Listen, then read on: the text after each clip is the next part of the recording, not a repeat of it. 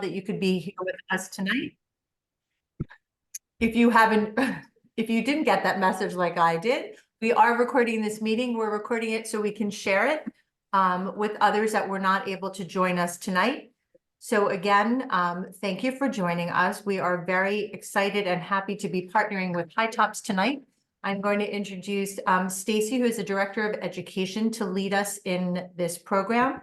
There is time for questions and answers, so you can just put them in the chat. They will be monitored by Shirley. And I'm sorry that I am speaking on behalf of the clinical department, but Shirley is feeling a little bit under the weather tonight. So again, we thank you all for coming. We think that this program is incredibly important and timely. And we encourage you, like I said, to ask any questions as questions arise. So I'm going to introduce Stacy again to walk us through the intro to sexual orientation, gender identity, and gender expression. And thank you, Stacy, for partnering with us. Absolutely, it's my pleasure. Thank you so much for having me. Hello, and to everyone who celebrated Passover, I hope you had a good Passover. Super happy to be here tonight. My name is Stacy Robustelli. I use she, her pronouns, and I am the Director of Education at HiTops. I have been at HiTops, and hopefully everybody can see my screen without any difficulties. But I've been at HiTops for 6 years as the Director of Education. I am an educational psychologist by training. I earned my doctorate from Rutgers in 2006. I've worked in a variety of capacities. I was a research scientist, I was a professor, and I would say most happily the Director of Education at HiTops. I am also a very proud member of the LGBTQ+ community. I will also be saying queer community, so I'm going to use those terms interchangeably. And I am a parent to twins. So I share all of that with you because it's important to understand the many lenses that I bring to this work. And, you know, I will be answering questions from the perspective of an expert in the field, as well as from somebody who came out later in life and is a member of the queer community, and again, as a parent. So what I'd like to do is tell you a little bit about HiTops before we dive in. We are a nonprofit organization. We are located in Princeton, and we have been for 37 years. But since the great pivot of COVID, we do a lot of work online, so we far exceed the footprint of Princeton. And our mission is to provide inclusive and youth-informed sex education and support, and to build affirming communities to foster strong and healthy young people of all identities. Now, you'll notice that there are a number of words that are underlined there, and that's intentional because those are the very cornerstones of our mission. And I just want to take a moment to describe them for you. So we're inclusive, which means that we really care about giving equitable access to all people. Perhaps what sets us apart from a lot of other organizations is that many of our programs are designed by youth and for youth. In fact, we just had the Trans Youth Forum, and that is, you know, the only conference in the state of New Jersey that is designed by trans youth for trans youth and their families. And then finally, we are affirming to people of all identities. So a lot of folks wonder, what does it really mean to be affirming? And I would say at its very simplest, it's acknowledging a person's truth when they speak it. And I'm going to dive a little bit more deeply into that and its meaning as we move forward. So in terms of what we offer, we do have free weekly support groups for youth and adults. Our youth support groups are for ages 11 up to 21. And for our youngest group, which is ages 11 to 13, you do not need to be queer identifying. It's more of an educational group and an opportunity to learn more. For those who are 14 to 17, we have a group specifically for queer youth, and we have another group specifically for trans and non-binary youth. And then we also have a young adults group, which, you know, the goal of that is for queer folks to be mentors in our community. We also have a free weekly support group for the parents of trans and non-binary youth. Again, all of those are free. All of those are in a hybrid format. So if you have any young queer folks who are looking for community, please send them our way. We do a lot of educational programming, so we're in lots of different schools as well as corporations and other nonprofits. And some of the special things that we offer, as I said, Trans Youth Forum. We have our HiTops Princeton Half Marathon each year. We hold a queer prom, and we have something called the Closet. So for many youth who want to get gender affirming clothing, and who maybe can't afford it, we provide it for free. So that's our information if you want to check us out online. Okay, so before we dive in, I just have a few caveats and requests, and then we can get started. So the first thing is, we are learning about sexual orientation, gender identity, and expression tonight. And those are all identities. And though many people assume that those are queer identities, the truth is if you identify as a human being, you also have a sexual orientation, a gender identity, and expression. So this is actually relevant to everybody. I encourage you to use the language you have to ask questions, to voice any comments or insights. I'm not expecting you to know all the language that's out there. That's why I'm here. It's to meet you where you're at and guide you in your journey. So please don't refrain from asking a question because you're concerned about how best to ask it. I want this to be a safe and a brave space, but I also want it to be a learning space. So let's normalize getting it wrong as an opportunity to learn. Finally, I do want to say that this is not a forum in which we all need to agree. I love diversity of opinion, thoughts, and insights. As long as we're respectful in how we engage in dialogue, that's what matters. I just ask that we be mindful of other people's feelings. And then finally, please engage in self-care. I'm going to go over some statistics that might be triggering to you. And so if for any reason you're feeling uneasy, take a moment, take a breath, walk away from the screen, and then feel free to come back at any time. Okay, so all that out of the way, let's talk a little bit about what this workshop is and what it isn't. So this workshop is meant to be a dip your toe in the water kind of experience, right? So you're meant to learn just a little bit about a lot of different topics. It is not meant to be a deep dive. Okay, so for those of you who are new to this material, I hope that you walk away with your curiosity piqued, your awareness raised. And for those of you who may be more familiar with this material, I invite you, if you are advanced, to join me in a leadership role, share your own insights and experiences.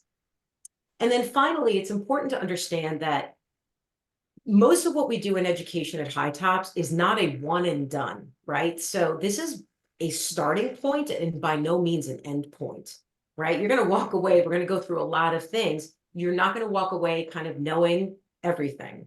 But if your curiosity is piqued and you'd like to know more, then I feel like I've done my job.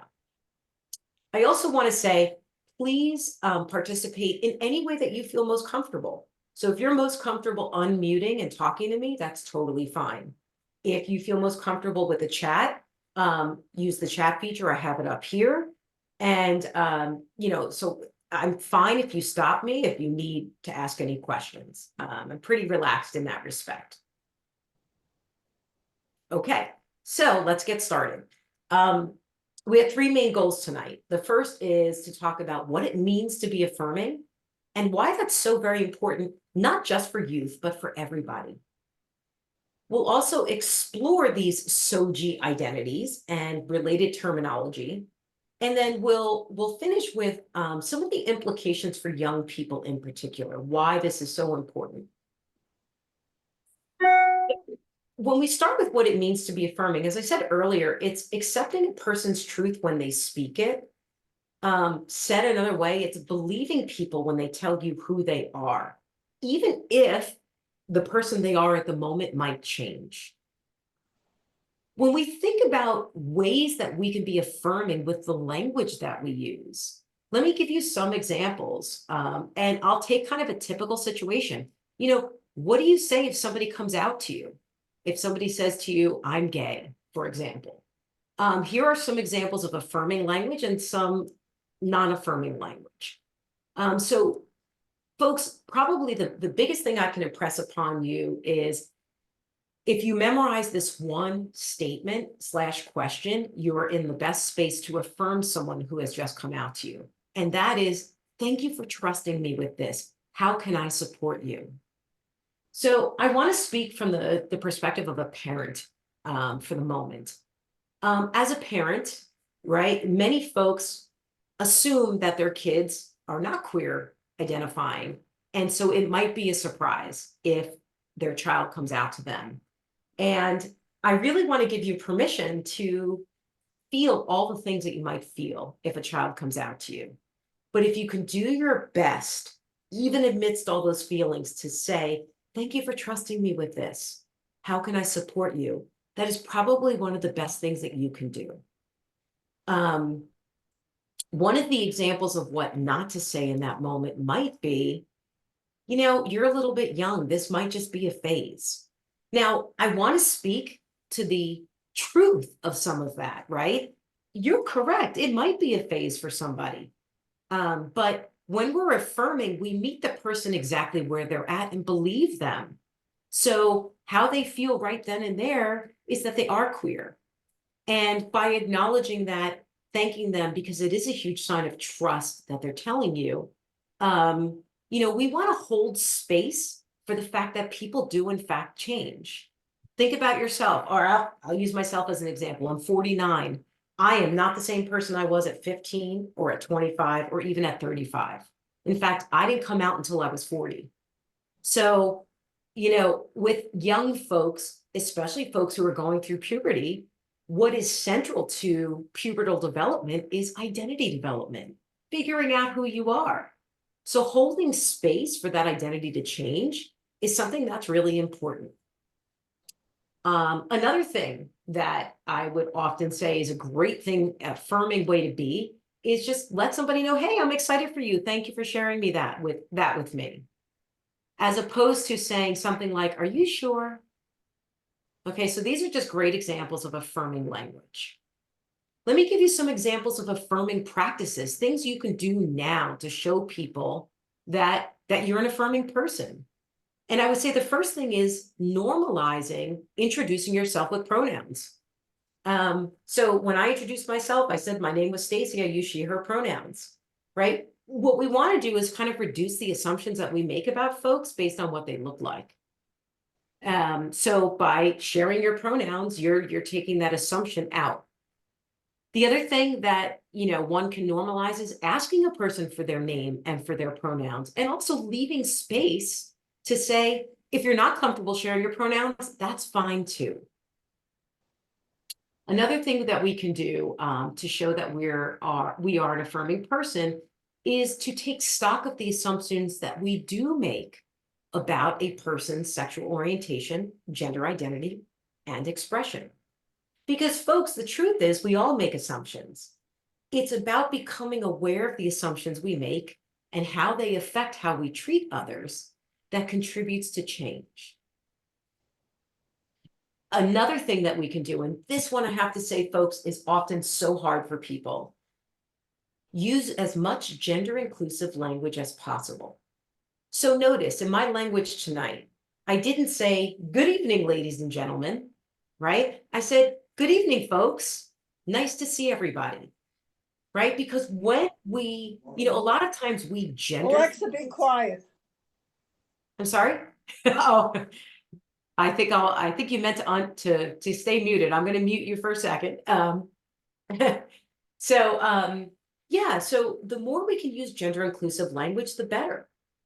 And that can be difficult. I will tell you the way that I still slip up, and I've been doing this work for years, is sometimes referring to young folks as guys, like, hey guys, how you doing? Right?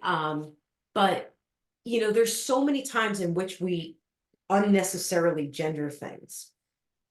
And then finally, another way that we can be affirming is to advocate for others, right? So if you're a person who's not queer identifying, right, that is in some ways a privilege that we have, right? So if you can advocate for others. So for one example could be, as you learn more about, let's say, inclusive policies, maybe look at your own organization and say, gee, do we have protections for people based on their sexual orientation, gender identity, and expression?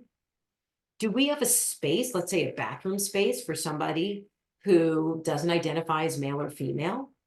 Right? So there are ways that we can help advocate for others in a way that's affirming. How we all doing? Any questions, comments, or concerns so far?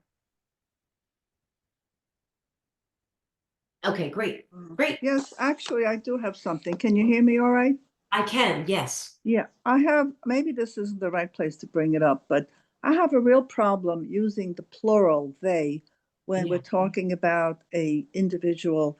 And Mhm. someone said that there was some words that were made up for that, but it's not Mhm. being used. Can you go into that? Yeah, that's such a great question. And if it's okay with you, I am gonna get to that, and I have a Okay, slide on didn't get that. to it. That's all right. Yeah, so I'm gonna hold off, and then I'm Okay, absolutely gonna answer that. I'm so glad you asked the okay, question. okay.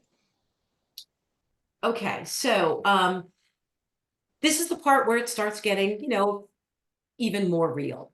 Why is it important to be affirming, especially to youth? So what I'm showing you here is a graph. And what this shows you on the left-hand side, you're going to see battling symptoms of depression, being bullied at school, skipping school because somebody feels unsafe. And this is taken from the CDC, right? Every year, every 2 years, the CDC puts out a youth risk surveillance survey for youth throughout the entire United States. And they ask a ton of questions, and they want to get a better sense of the kinds of negative health outcomes that youth are experiencing in the United States. So based on 180,000 youth, what you see here in this graph are the percentage of youth who are experiencing depression, who are skipping school because they feel unsafe, and so forth. And the top line, which is kind of a yellowish orange, shows you the percentage of youth that do not identify as queer, who experience these things. So when we take the first one, people who battle symptoms of depression, we see that about, let's say, 27% of these 180,000 youth experience depression. Now, when you look at that same part of the graph and you look at the pink line, which is the second line, the green line, which is the third line, and the blue line, that's the fourth line, those numbers represent the percentage of queer youth who experience depression. And when you look across all of those negative health outcomes, what you'll see is that queer youth experience these health outcomes more than twice the amount as non-queer youth. Okay, so there's data here that's on a large scale that's showing you how much more at risk queer youth are for these kinds of experiences. And then when we move into suicidality, it's even more staggering. So for the number of queer youth or percentage of queer youth who either attempt suicide or seriously consider suicide compared to non-queer youth, it is staggering. As well as for homeless queer youth. And when we also dive more deeply into what percentage of homeless queer youth represent the highest amount, it's actually Latinx queer youth. This is why this work is so important and why it is mandatory in New Jersey schools. Because folks, this kind of work saves lives. And let me show you, let me give you some research that demonstrates that for you. The Trevor Project is an amazing organization, and every year they do work specifically on queer youth and their mental health. And what the Trevor Project found, based on a sample of 40,000 queer youth, is that LGBTQ plus youth that attend affirming schools had nearly 40% lower odds of attempting suicide compared to queer youth who attend non-affirming schools. So get this, in the state of New Jersey, you are expected as an educator in any public school that the moment a student crosses into the threshold of the school, you believe them for who they tell you they are. You affirm them, regardless of parent knowledge or consent. The reason that is, folks, is because for many queer youth, the only place they have that is affirming is school. And look at this, it saves lives. There's a 40% reduction in suicidality. That's huge. Then when we do think about how important the home is, based on a sample of 34,000 youth, the Trevor Project found that for trans and non-binary youth, and we'll go over what that means, when they lived in homes where everybody respected their pronouns, they committed suicide at 50% less of a rate compared to their trans and non-binary counterparts who didn't have their pronouns respected. So a pronoun, a name, it can be life-saving. Honoring that can be life-saving. Something else to consider when we think about something called intersectionality, which means if you're a person who holds more than one marginalized identity, let's say you are a queer person of color, what does that mean for your experience in this world? Well, the Trevor Project found, based on 28,000 youth, that if you take a look at this, 11% of white youth attempted suicide. This is white queer youth, compared to, and look at the rest of that. Those are all queer people of color. And look how much higher they are at risk for committing suicide. So folks, there's lots of evidence as to why this is so important. So what I'm going to do now is we're going to go into what the SOGI identities mean. And again, why they are so important to learn. So SOGI, as I said, stands for sexual orientation, gender identity, and expression. And the reason that learning about SOGI identities helps us become affirming is very simple. When we know better, we have a chance to do better, right? So I'm going to play a video for you now. And I'll tell you, this video is meant to be funny. And I've been showing this video for 6 years, and it still is such a relevant video.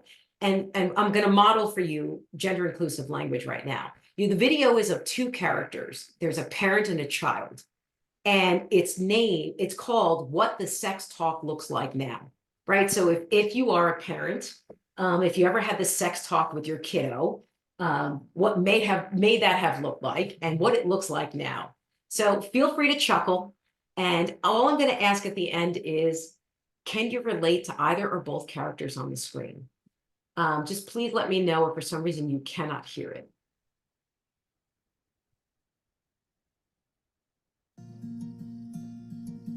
Oh, hold on just a minute there, Buster. Dad, I'm supposed to pick up Emily in like 10 minutes. I gotta go. Well, Emily can wait for a little bit, can't she? You got a minute to talk to your old man, don't you? Have a seat.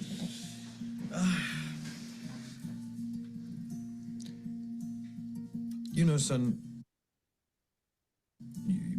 you're not a kid anymore. Oh, no, I go to health class, Dad. I already know all this stuff. Well, they don't teach you about everything in health class. Okay, Mr. Smartypants? So just listen. When boys and girls get a little older, they start getting interested in one another, right? You know, and non-binary people, agendered, intergendered, FTX, gender fluid people. What? There's more than just boys and girls now, Dad. And they're not girls, they're women. Yeah, okay, sure. Well, my point is that sex is, it's a very important decision. How are you defining sex? Sex is different things to different people. I guess when a penis goes into a vagina? What if there's 2 men or 2 women or more? More? How would you define sex with multiple simultaneous partners? Or what if somebody's undergone genital reconstruction or is intersex? No, but I'm just talking about normal, straight... Normal? Come on, Dad. Okay, here we go. Let me ask you this. Son, are you attracted to women? Yes, but I'm young. Is Emily a woman? Biologically. You're attracted to women. Emily's a woman. So if you were to have sex with Emily... I wouldn't just have sex with Emily. We'd have to make that decision together. Homecoming's not an excuse to ignore consent. I'm not saying to ignore consent. I never said ignore consent. You and Emily, right, consensually decide to have sex. Vaginal? Yes, vaginal. Just two of us. How many people do you want? Yes, just the two of you, Colin. And I'm playing the traditional male role? Go to homecoming. You seem like you really wanted to talk about this. No, I don't want to talk about anything. Ever again. So I can go. Please do. Out. Thank you. Don't forget your corsage. Hey, Dad. Yeah. How do I look? You look very handsome, son. That's gender coding, but... Get out of my house! Have fun. I still chuckle at that one. I do. So tell me, would anyone care to share? Wait, hold on. I'm trying to advance the slide here. Come on. There we go. Okay. Anyone care to share their thoughts, or, could you relate to either or both characters, and why? There's no pressure to share. Well, it seems to me the father was in a cave for a long time that he had no idea of anything. Yeah. I'll share. I'm primarily an adolescent psychotherapist at an LSW and work at JFCS. And I'm the annoying kid telling everybody to use inclusive language and going into the doctor's office and marking up all the forms. That's me. So I really identify with the kid. Yeah. Thank you.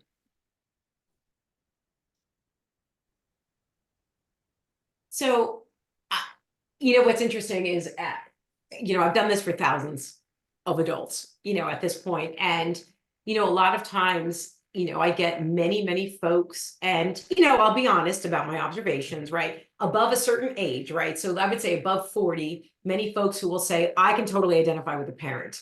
I'm afraid to even have a conversation with my kid because I don't know all the words that are out there. And that, many younger folks will say, I can identify with the kiddo. And what it's like to educate my own parents and guardians or adults in my space. And, of course, there are certain, times in which that doesn't, lend itself to truth. But I would say for the most part, that's what I observe across many audiences. So I think it's a nice segue into, if you're a person who kind of identifies with that parent and just feels like, I don't know what all of this means, then hopefully you'll feel a little bit more confident to have that conversation with the young person in your life at the end of this. So what I'm going to do is I'm actually going to start with gender identity, because to me, that is the identity construct that has probably changed the most recently. So when we talk about gender identity, it's really made up of two very important components, and that is our assigned sex at birth as well as our inside identity. Okay, and I'm going to start with just assigned sex at birth and unpack that. So when you take a look at this baby and the person who births the baby, okay, and you may call that person a doctor, a midwife, someone else, and that person says it's a, how does that person determine? Feel free to throw it out there. You The can genitals. unmute. The Genitals. Yeah. Yeah, absolutely. Now, how else can we determine sex?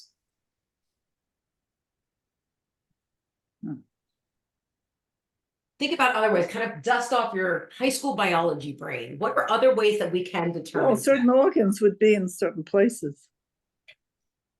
I'm sorry, say that one more time. Certain organs would be in certain places. Yes, excellent. So reproductive organs, right? Mhm. Chromosomes, yes, absolutely. Yeah.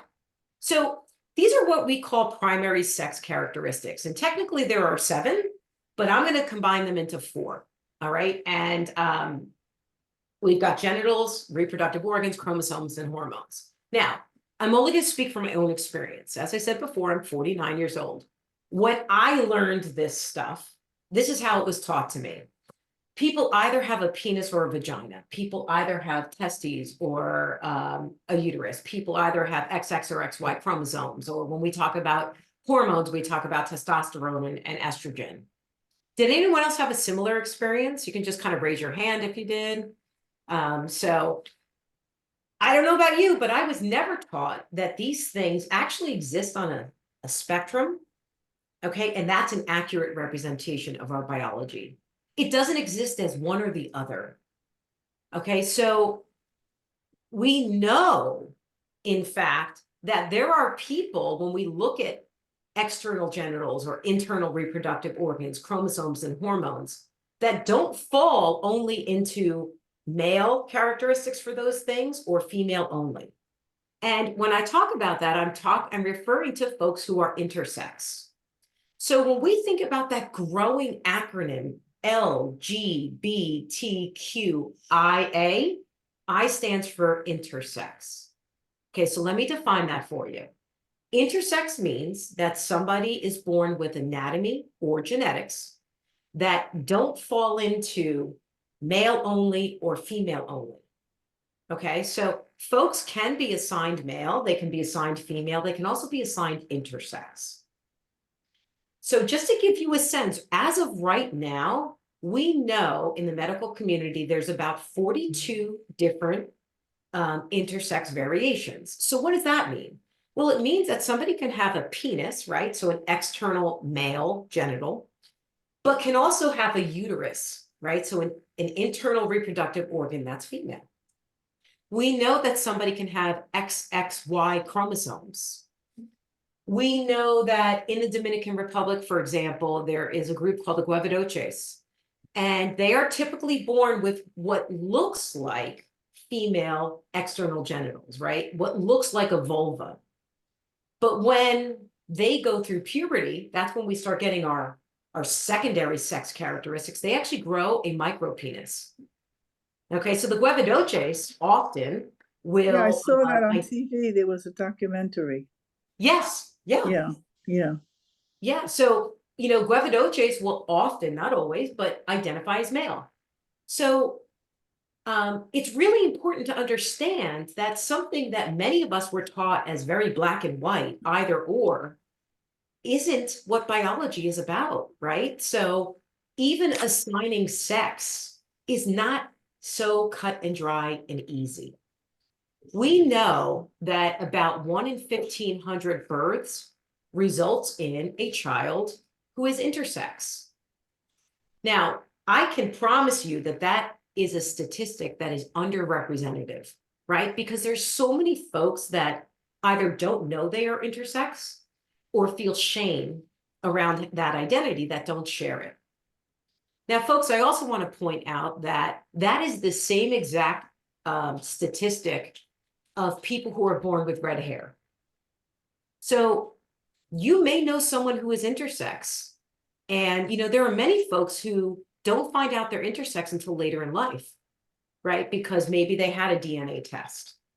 Okay, so we know that there are many folks out there who are intersex. Any questions about that?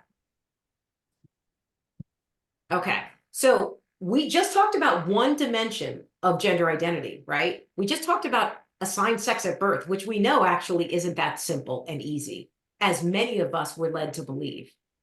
I also want to point out that in every single audience I've ever worked with, and like I said, I've done this for thousands and thousands of people at this point, not one audience has ever deviated. When I say, if a child is born and you say everybody says genitals, because in our society, we've been taught genitals equals gender, but we know that is not true. And that is something that we need to kind of step back from. But it takes a process of awareness and relearning. Okay, so many of us are conditioned to think that. Now, so I just went over assigned sex at birth. Now let me go over inside identity, which is the other necessary component of gender identity. And when we talk about our inside identity, it's our deep-seated, felt sense of gender, regardless of what our body might look like. So I'm going to ask you in the audience, when did you know you were your gender? At what age? Feel free to put it in the chat or say it aloud.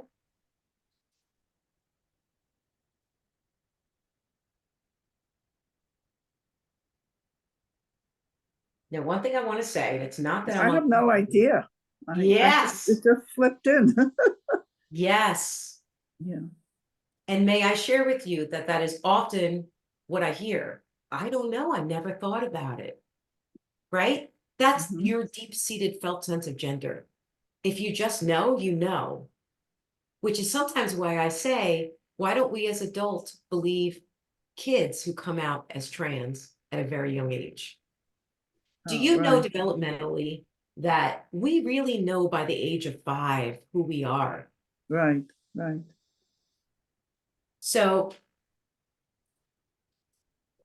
that's something to consider. Now, I'm going to go over some terms for you now. Okay, so when we think about gender, okay, we have folks who identify in the binary and folks who identify as non-binary. So what does that mean? Well, bi means 2. So binary means you identify as male or as female.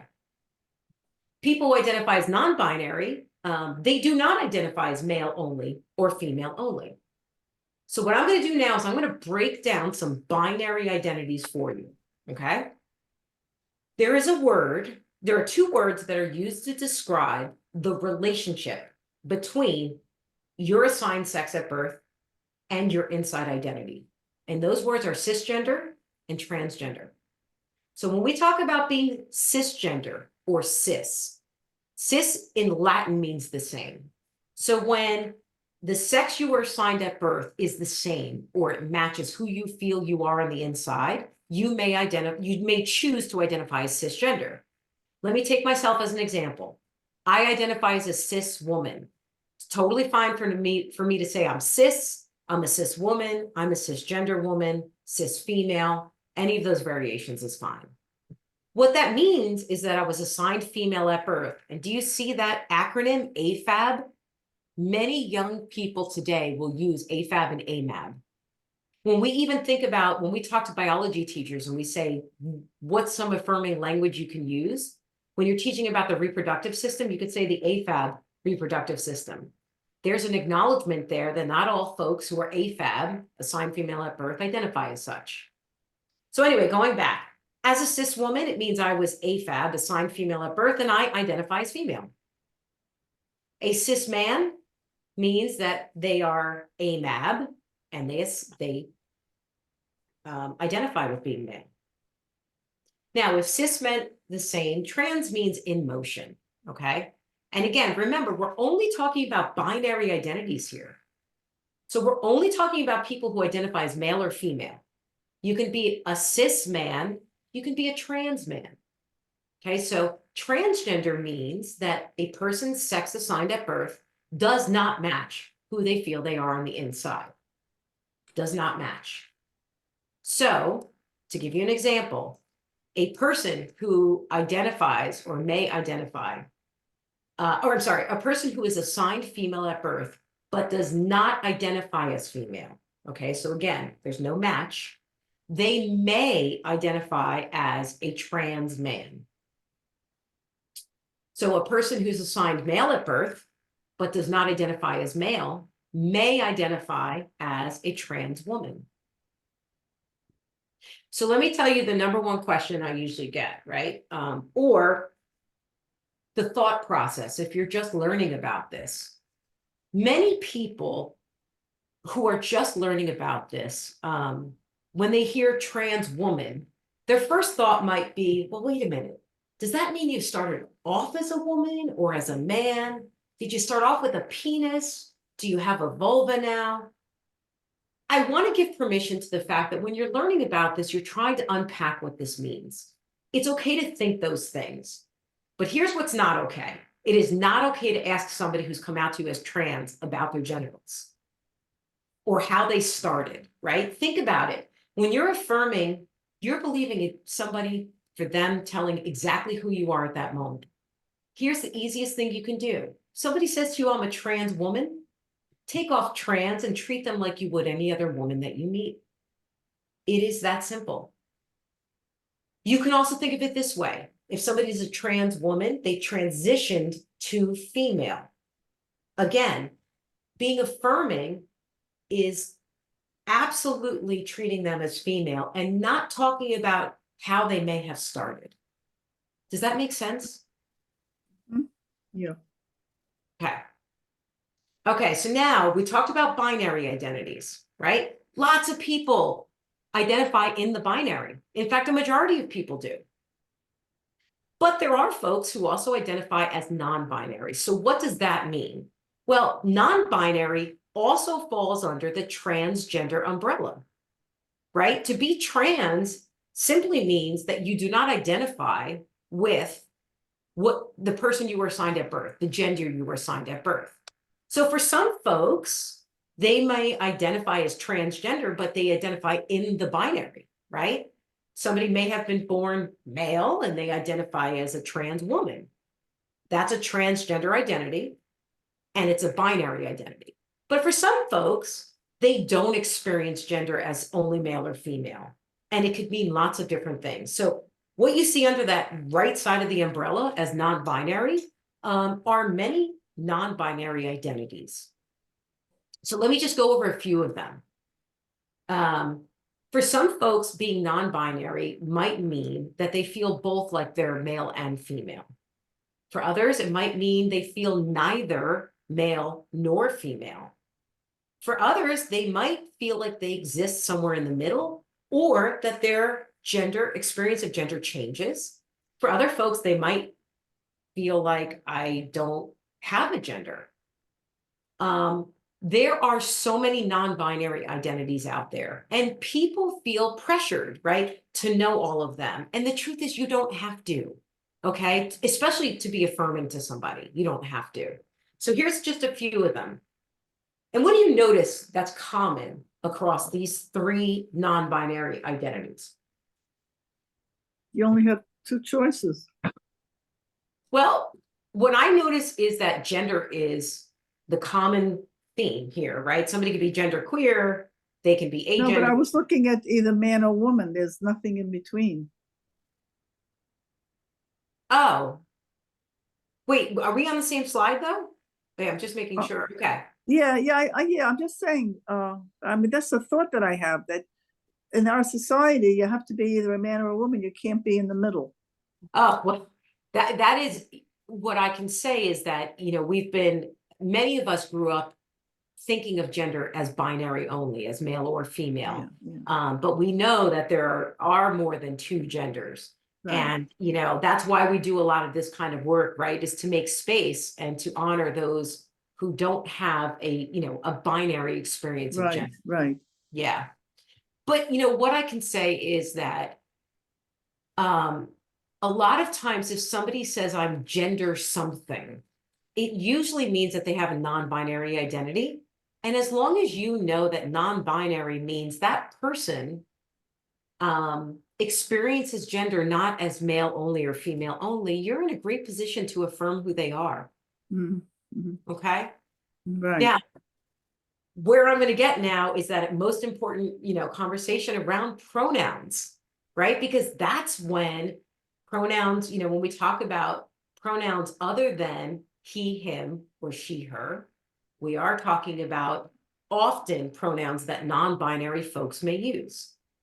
So what do we do with pronouns? Well, again, the first thing that we want to do with anybody who shares their pronouns is thank them for sharing them with us.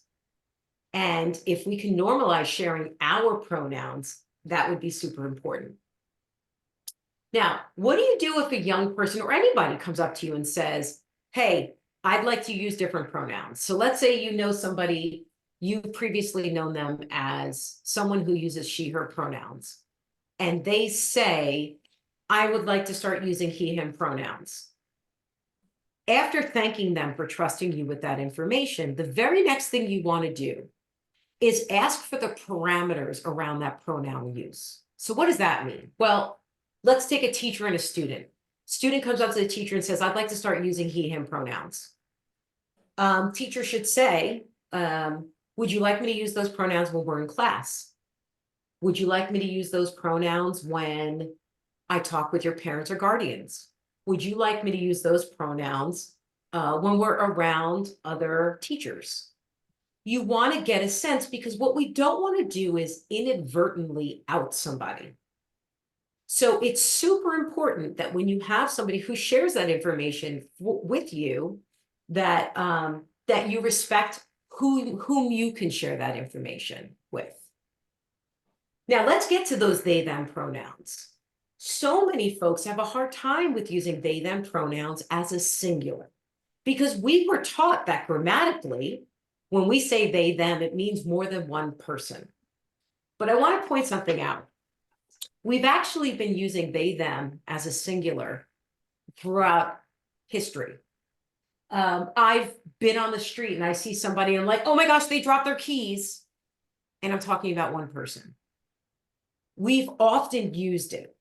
But I recognize that grammatically we've been taught otherwise. So here's what I'm going to recommend, or here's what I'm going to say first. Since 2015, the dictionaries, starting with, I think, Webster's, approved the singular use of they, them. Since then, many formal writing institutions have approved the singular use of they, them. So if you are somebody who's not comfortable using they, them for one person, my suggestion is to practice. First off, you use it grammatically the same way that you use it when you talk about more than one person. Okay, so let me give you an example. I know a kid named Gray, and they came out as non-binary, and so they started using they, them pronouns. And when they would come home from school, I would ask them, how was school today?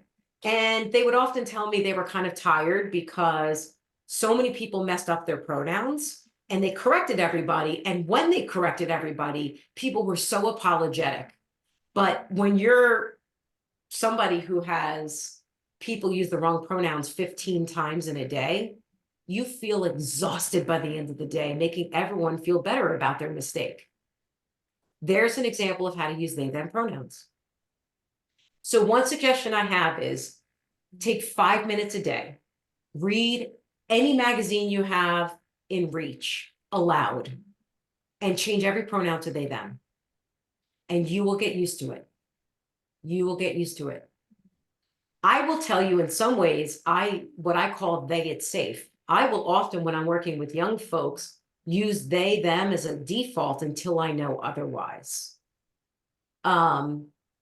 So Alana, let me ask you, was that helpful? I'm not sure. I've tried to practice. I know somebody who's trans, Mhm. and when I talk about this person, I say she when it should be he, and then I get mad at myself. Yeah. Yeah, no, you know what?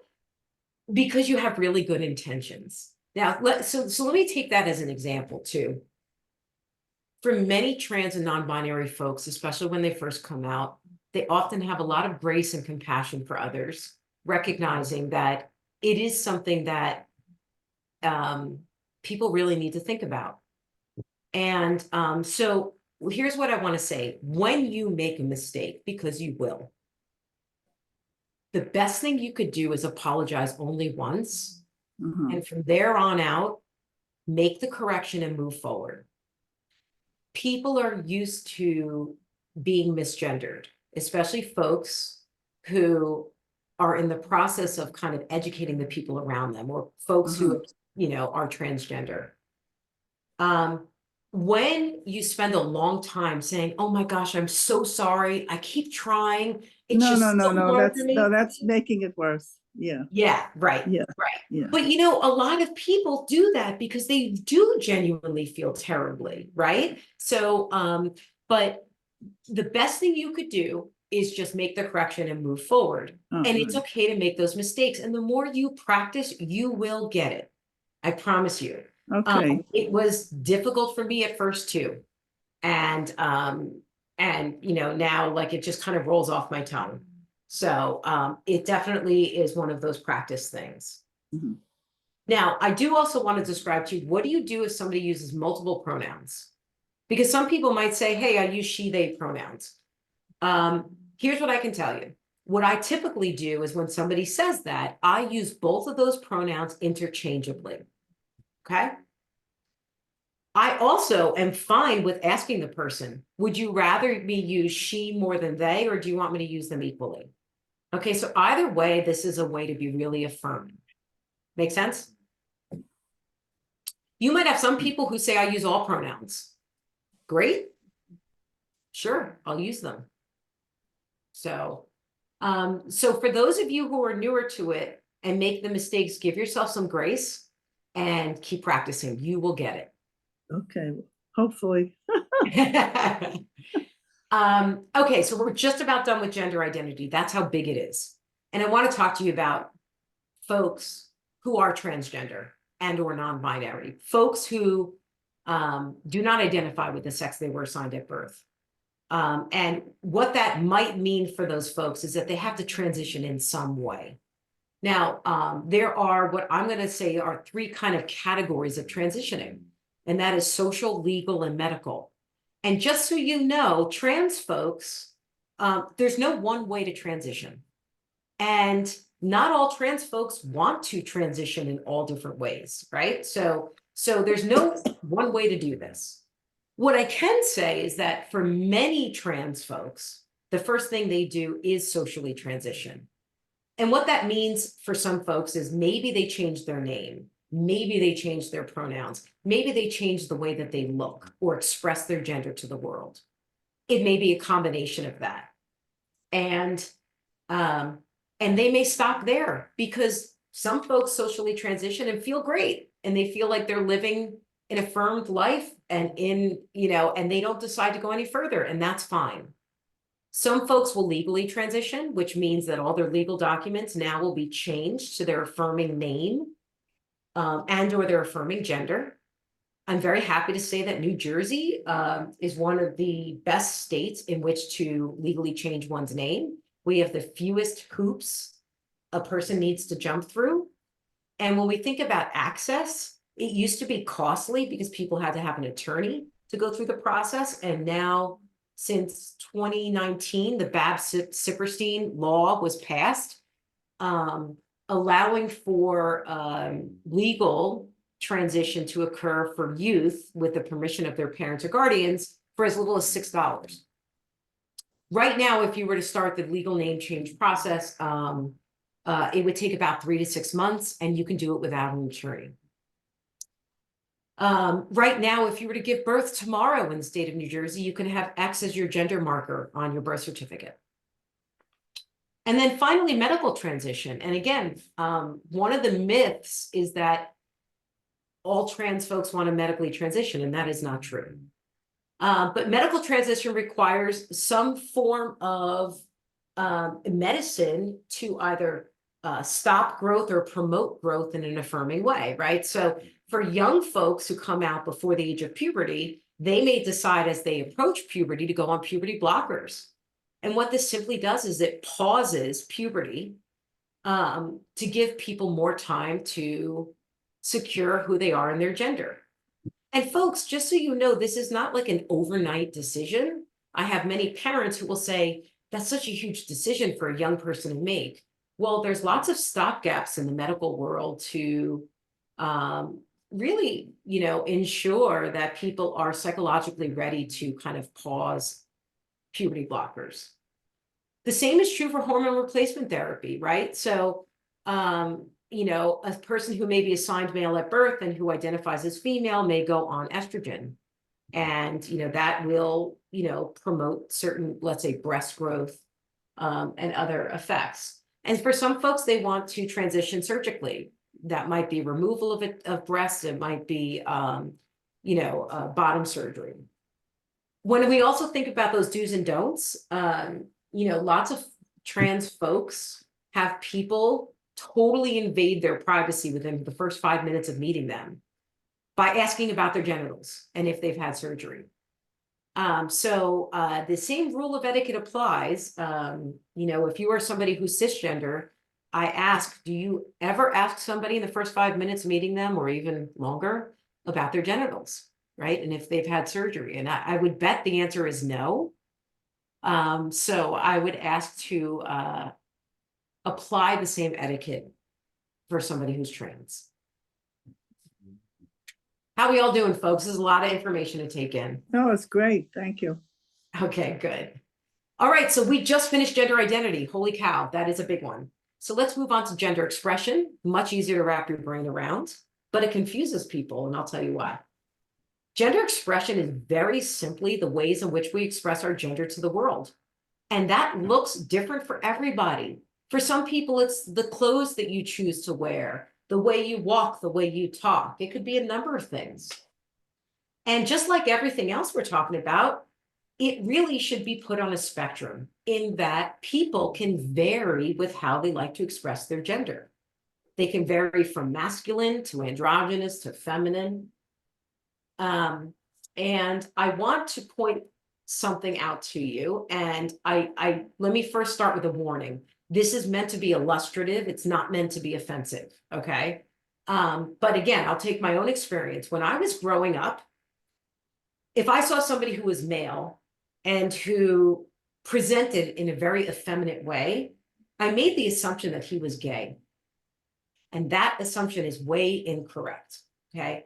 I can tell you very often still, people confuse gender expression as an indicator of sexual orientation. And that is inaccurate, right? How we decide to look or what we look like has nothing to do with who we love. Okay, so that's really important to know. Something else that's important to know, when we talk about the relationship between gender expression and identity, it's important to recognize that sometimes they match and sometimes they don't. So you see 3 pictures on the screen, okay? Those 3 pictures are of cisgender men, and they all present their gender in different ways, right? And those ways may vary. So the reason we want to share pronouns with people is we want to reduce the assumptions people make about our gender identity with based on how we look, right? So I don't want to just look at your face in the screen and say, oh, this person has long hair, and I think long hair means you're a woman, and let me just make an assumption that they're a woman.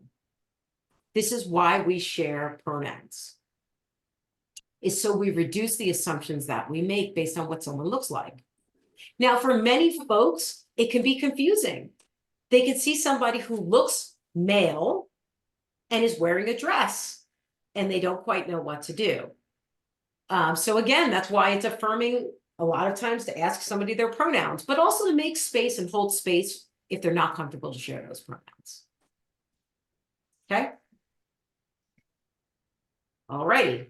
Now we're going to move on to sexual orientation. And I'm going to venture to guess that y'all are most comfortable with what sexual orientation is because, frankly, it's been in the national dialogue a lot longer. When we talk about sexual orientation, it's about our attraction to other people.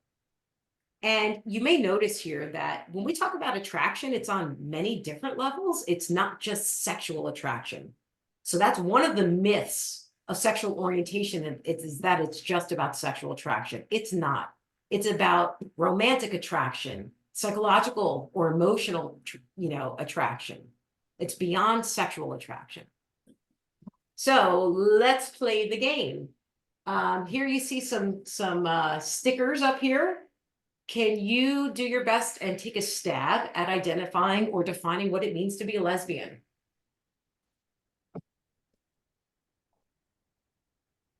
A cis woman who's attracted to other women. Oh, I love that you added cisgender to that. That is so close to correct. Super close. Can anyone make an adjustment to that to make it 100% correct? Any woman who's attracted to another woman, regardless of cis or trans status. Yes. And said another way, it's someone who identifies as a woman who's attracted to another person who identifies as a woman. Absolutely. Now, all of that doesn't fit on my sticker. So I have women who experience attraction to women. Okay. Bisexual. They can go either way. Well, yeah. So that is the historical definition of bisexual. It's being attracted to a man or to a woman, right? Going either way, either suggesting there's one or the other. But let's think of an updated version now. Well, I know there are people in their lifetime, it's not that they're stuck in one direction, they go back and forth. Yep, totally true. Yeah. Yep. When we think about it, though, we know that there's more than two genders, right? We know that there's more than male or female. So the new definition of bisexual is attraction to two or more genders. Okay, I'm not going to make you work for gay. Gay is men who experience attraction to men. But I also want to talk about how language changes over time. Gay is also now used as an umbrella term for same-sex attraction. So I'm a lesbian, but a lot of times I prefer to say I'm gay. Okay. All righty. Let's do this next one. Asexual. Anyone have an idea? Oh, sorry. You're going to hear my dog in the background. Not attracted to either sex, men or women, I guess. Wait, say it again. Not attracted to Not what? attracted to men or women, or to nobody, maybe. Ah, close. You are super close. It's a person who does not experience sexual attraction, right? So A means without. So it's without sexual attraction. Remember how we said, sorry, I've got dogs in the background. They're starting to want to play. Remember how we said that sexual orientation is about lots of different types of attraction, right? It could be sexual, it could be romantic, it could be emotional. So somebody who is asexual, they may not experience sexual attraction to someone else. They may, however, experience romantic attraction. Okay. So these are actually called ace identities, ACE. Somebody might say I'm ace. A young person might say that, and that means they're asexual. But there are actually lots of ace identities. So for example, somebody could be aromantic. That might mean that they don't experience romantic attraction to another person, but they experience sexual attraction. So now what I called that growing up was friends with benefits, right? You didn't romantically want to partner with them, but you kind of wanted to fool around. Okay, so it's just another example. Okay, try to define straight without using the word opposite. By the way, I love seeing people's heads explode when I ask that question. That's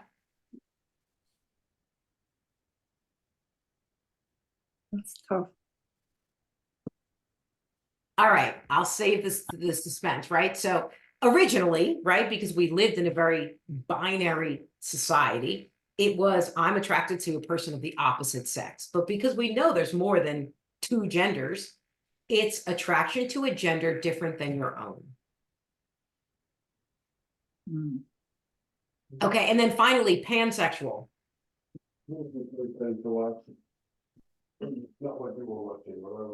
Anyone want to give me a guess on pansexual? That's Attracted attracted to everything, I guess. Excellent. Excellent. 2 stars for out there. Yep. Right. Pan means all. So it's attraction to all folks, regardless of how they identify. Now, do I have any fans of the show Schitt's Creek? Anyone see the show Schitt's Creek? Such a great show. I love this clip, this video clip, because let me set the stage for you. And again, I'm going to use gender inclusive language. The 2 characters you're going to see on the screen, they just had sex the night before, and they're in a liquor store and they're talking about their experience. Okay. And this is a great way to define what it means to be pansexual. Something about my reactions to Sally. Okay. So, just to be clear, I'm a red wine drinker. That's fine. Okay, cool. I only drink red wine. Okay. And up until last night, I was under the impression that you too only drank red wine. But I guess I was wrong. I see where you're going with this. I do drink red wine. but I also drink white wine. And I've been known to sample the occasional rosé. And a couple summers back, I tried a Merlot that used to be a Chardonnay, which got a bit complicated. Okay, yeah, so you're just really open to all wines. I like the wine and not the label. Does that make sense? Yes. Okay, so there you go. I like the wine and not the label. I love that. Muted. Great, great definition of what it means to be pansexual. What do you want to do? Muted. Okay. Well, it looks like it. I don't know. Okay, so all right. So this is a nice segue into what labels mean in the queer community. I know a lot of parents and guardians will often say, you know, why do we label so much? Labels are really important, especially for young kiddos who are going through identity development, right? It's part of who they are. But I would say that uniquely in the queer community, labels serve as a way to find community. So let's think about it. People who are born into other marginalized communities often share the same identity with their family. Not always, but often, right? So let's take a person of color. Oftentimes, they're born into a family of color and they understand each other's experiences. But for queer folks, a lot of times, they may be the only person in their family who's queer. And so those labels serve as a conduit, as a way to meet other folks. Okay, so we have gotten through our first two goals, and we're going to end with our last one, which is, what does this mean for youth? And why do we focus on youth in particular? Again, being affirming is great for everybody, hands down. But what I'm going to show you right now are, again, statistics, and this is taken from GLSEN, which is a national organization. Every 2 years, they do research on queer youth throughout the United States. And their most recent research was based on a sample of about 23,000 kiddos, okay? And here's what they found. Okay, so I'm just rounding up with the sample size to 23,000. They found, okay, that schools are hostile places for queer students. Now get this, homophobic and negative remarks made about gender expression by teachers, these remarks have been made by teachers. They increased from 2019 to 2021. What's happening there? Okay, we also know that 52% of queer students who said that they were thinking about dropping out of school reported a hostile school climate as their reason for dropping out. And then finally, 72% of queer students said that they were never exposed to queer topics in any of their classes. Now, folks, something I can tell you as a lifelong educator is that we always say curriculum should be filled with windows and mirrors, windows that you can look through to understand other people's experiences, as well as mirrors that reflect your own. And when we think about it, when queer kids don't ever see themselves showing up in a curriculum, showing up in media in a positive way, that affects them, right? You want to be able to, you want as a 5-year-old, when your teacher's reading you a picture book of all different types of families, you want to see your family represented there. Now, when these 23,000 queer kids were asked, which of your identities make you feel most unsafe at school? By the way, this is only a snapshot. This is a longer list. Look at the highest number. One or more of SOGI identities was the reason that kids felt unsafe at school, followed closely by mental health, and followed closely by body size or weight. Okay. Now, what's interesting, folks, is that we use at HiTops the local school climate survey when we work in local schools. And it's the same survey as what's used for the national survey. We replicate these results. These are often the top 3 classes of identities in which people feel most unsafe at school. Now, not surprisingly, when they ask the kiddos, which spaces do you feel are most unsafe? It's the gendered spaces. It's in bathrooms, it's in locker rooms, it's in PE class. So when we think about the importance, for example, of a gender neutral bathroom, that's huge. You know how many kids, queer kids, get urinary tract infections because they don't go to the bathroom at school because they don't have a safe bathroom to go to? Or the only bathroom they have to go to is the nurse's office, which automatically outs them, right? So thinking about it, I know kids who won't use public bathrooms because they've been thrown out of them because people will look at them and based on what they look like, will say, you're in the wrong bathroom. I promise you, when trans folks use the bathroom, they just want to pee and feel safe. So when we look at the statistics of how many queer kids are being harassed at school, look at those numbers. Think about physical harassment alone, 22%. So that's 4,900 queer kids are saying they're being physically harassed at school based on their sexual orientation. Think about the myriad negative effects that happen because of that. So what happens when you're a kid that's getting beat up at school? Well, you're afraid to go to school. So we see for queer kids, higher rates of dropout, higher rates of anxiety and depression, lower rates of going to college, and the effects go on and on. Now, here's what we do know. Since mandates have come about, right? So since 2018 in the state of New Jersey, schools, public schools are mandated to have education that reflects queer identities and safe spaces. We see that when you know better, you do better. Here's what this graph is showing you. That when a kid goes to a school, a queer kid goes to a school that has an inclusive curriculum, meaning they see themselves alive in the curriculum, they hear fewer negative remarks made about them. That's what this graph is showing you, right? So the dark blue is if you're a queer kid that goes to a school that's not inclusive, you hear more negative remarks. But if you go to a school that's more inclusive, you hear fewer negative remarks. It makes a difference. Here's another thing, right? More examples. If you're a queer kid that goes to a school that has a GSA, which is often a gender sexuality alliance, a club for you, you also tend to hear fewer negative remarks. This next graph is showing, now this is profound. As those bars go down, okay, what that is showing you is if you're a queer kid that attends a school that has policies that protect you based on your SOGI identities, you experience less victimization. Again, that's huge. So folks, just so you know, there are many states in the United States that, when you hear about harassment, intimidation, and bullying policies, they're called HIB policies.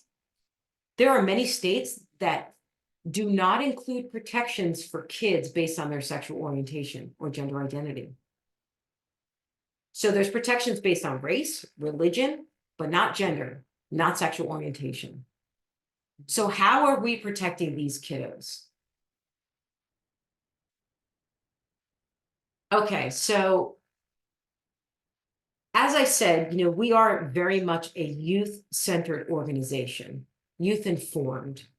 And I think it's important always to leave you with comments and insights taken directly from our youth verbatim. So when we asked our support group kiddos, and I'll read this aloud for you, at a minimum, what do adults need for training?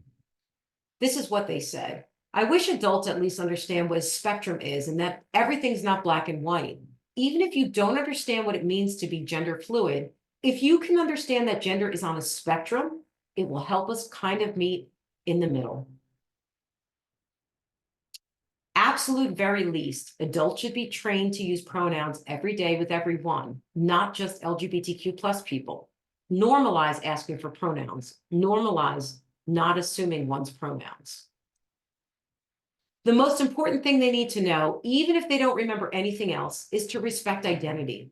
You don't have to get it. Like gender is confusing for adults. That's okay. Just respect when I tell you who I am. Use the name I give you. Use the pronouns I give you. When we asked, again, the same kiddos, how can adults or how can people be a good ally? I wish adults were trained not to accept homophobic comments. Don't laugh it off or say he's just joking. I wish trainers could help adults be upstanders instead of bystanders. I think adults should practice accepting things they don't understand. I know it might be too hard to learn everything the LGBT community knows. I don't expect everyone to understand me and where I'm coming from. I know it's hard. It's hard for me too, but that doesn't mean I'm looking for attention or lying. It costs $0 to respect someone instead of fight them. I wish people could just be comfortable with queer people. Just treat me like I'm a normal person. Don't ask if I'm hitting on you. I'm not. I'm always being cautious and making sure I don't make anyone uncomfortable. I wish I didn't have to have so much anxiety about that.